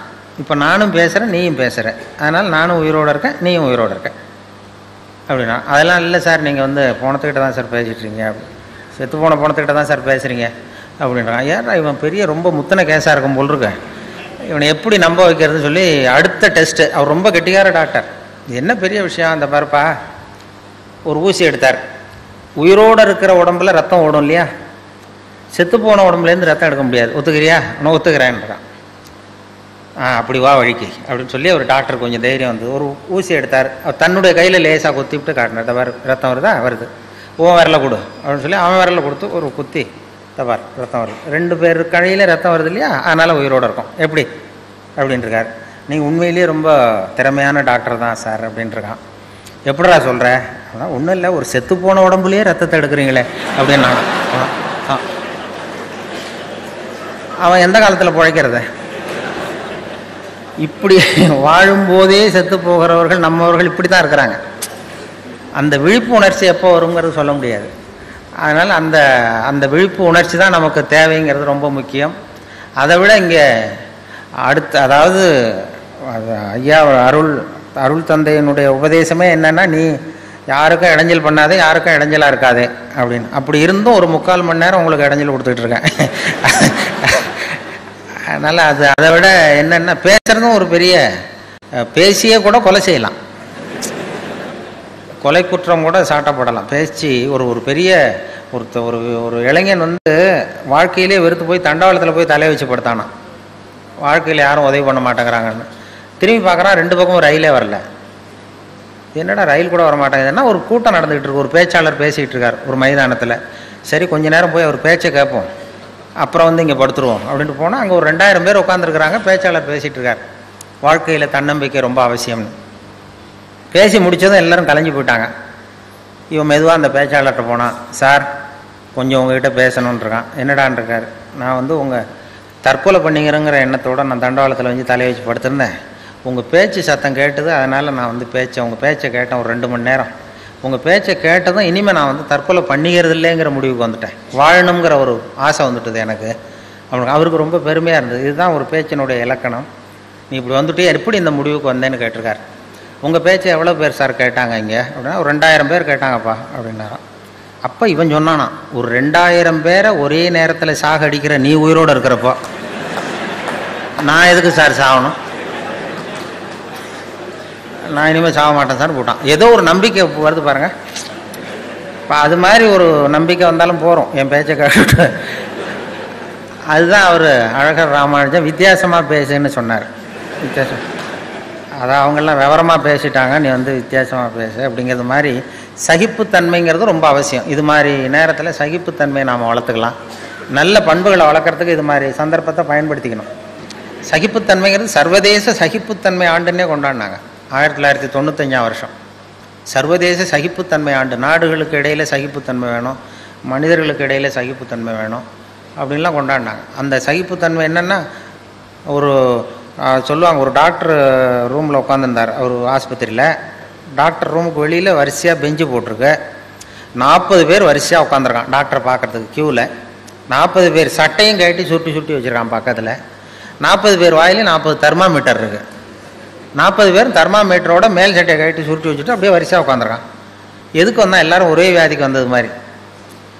அந்த தெருவில் ஒருத்தர் காலண்டர் மாட்டுறதுக்கு ஆணி அடிச்சிருக்காரு, விரல் நசுக்கி போச்சு. உடனே நம்ம தெரு டாக்டர் தானேன்னு வந்து, டாக்டர் இதில் கொஞ்சம் விரல் ஏதாவது வச்சு விடுங்க அப்படின்னு சிஸ்டர்னு அந்த நர்ஸிட்ட கேட்டிருக்கான். அதெல்லாம் முடியாது, நீ 41வது ஆளாக உட்கார். எதுக்கு? விரல் தானே சிஸ்டர், அதெல்லாம் தெரியாது, உட்காருன்னு உட்காந்தான். சட்டையை கேட்டுருக்கு. எதுக்கு சிஸ்டர்? சட்டை விரல் தானே இருக்கான். அதெல்லாம் பேசப்படாது, சட்டையை கேட்டுணும் எல்லாரையும் பாரு, எல்லாம் சட்டை இல்லாமல் இருக்கு. மறுபடியும் சட்டையை கட்டி வச்சான். வாயை திறந்தான், தெர்மாமீட்டர் வச்சுட்டு ஓடி போச்சு. இவன் தெர்மாமீட்டர் வச்சுட்டு யோசிக்கிறான், எதுக்கு தெர்மாமீட்டர் வச்சு பார்க்குறாங்க, இவங்க விரல்லாம் இதே கேஸா அப்படின்னு எட்டி பார்க்குறான். அவன் விரல்லாம் நல்லா இருக்கு. சரி, எதுக்குடா வந்தேன்னு கேட்கணும்னா வாயை திறக்க முடியல. அவனும் ஏதோ சொல்லணும்னு நினைக்கிறான். இந்த 40 பேரும் ஏதோ பேசுறதுக்கு தயாராக இருக்கான், ஆனால் வாயை திறக்க முடியல. கண்ணு செவந்திருக்கு, வாய் பலூன் மாதிரி உப்பிருக்கு. சகிச்சுட்டு உட்காந்துருக்கான். ஒரு 15 நிமிஷம் கழித்து அந்த அம்மா நர்ஸு ஓடி வந்து ஒரு தெர்மாமீட்டராக எடுத்து அந்த தெர்மாமீட்டருக்கு டெம்பரேச்சர்லாம் குறித்து டாக்டர் ரூமுக்கு ஓடி போச்சு. அதுக்கப்புறம் இவன் பேச ஆரம்பித்தான். 41வது ஆள் விரல் நசுக்கிட்டு வந்தானே. இது என்ன டாக்டராக என்னன்னு எனக்கு சந்தேகமாக இருக்குது. எதுக்கு தெர்மாமீட்டர் வச்சு பார்க்குறதுனே ஒரு விவரம் இல்லாமல் போச்சு. இதை நான் சும்மா விட மாட்டேன். இவ்வளோ நேரம் என்னை வேஸ்ட் பண்ணி விட்டாங்க ஒரு சும்மா சாதாரண காயத்துக்கு. ஒன்று கத்த ஆரம்பித்தான், இது ரொம்ப அக்கிரமம், அநியாயம்னு. அப்போ இதுக்கு முந்தின ஆள் இருக்கானே 40வது ஆள், அவன் அட்வைஸ் பண்ணுறான், இதை பாருப்பா, இது சர்வதேச சகிப்புத்தன்மை ஆண்டு. சகிப்புத்தன்மை இது மாதிரி இடத்துல தான் நாம் வளர்த்துக்கணும். இப்போ என்ன தெர்மாமீட்டர் வச்சு பார்த்துக்கா இப்படிலாம் வந்து துள்ளுறான் அனாவசியமாக, அதிக பிரசித்தனமாக அப்படி துள்ளாத, கொஞ்ச நேரம் மரியாதையாக வாழை சுட்டிட்டு உட்கார் அப்படின்றான். அப்படி சொன்னதும் அவனுக்கு இன்னும் கோவம் வந்துட்டுது. வாழை சுட்டிட்டு உட்காரான்னு சொன்னதும் 41 இன்னும் கோவம் வந்துடுது. எனக்கு இவ்வளோ புத்தி சொல்றியடா, நீ எதுக்கடா வந்தேன்னு கேட்டான். நான் தபால் கொடுக்க வந்தவையா?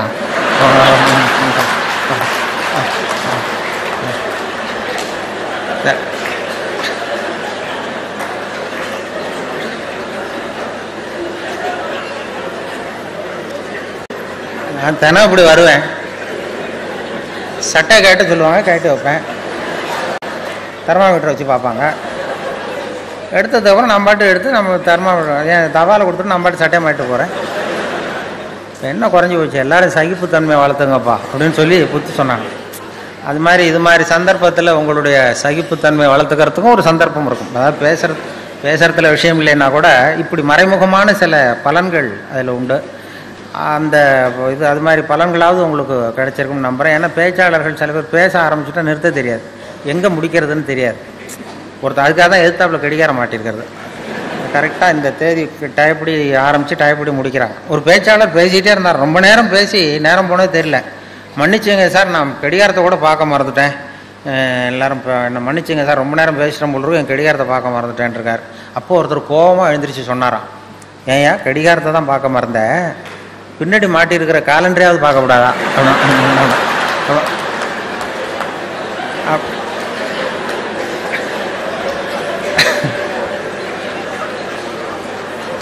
அப்படின்னா அவன் வாரக்கணக்கில் பேசிக்கிட்டு இருந்திருக்கான். அப்படி ஆகிடும்.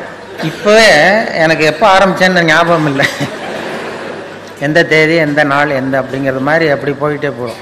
அதனால் பேச்சாளர்களுக்கு அது ஒரு பேச்சாளர் வேகமாக போயிட்டு இருந்தாராம். எதிரில் வந்து ஒரு சிங்கம் வந்து வழிமறிச்சு தான், எனக்கு பசிக்குது ஒன்று சாப்பிட போகிறேன்னு. ஒரு காட்டு வழியாக போயிட்டுருக்காரு.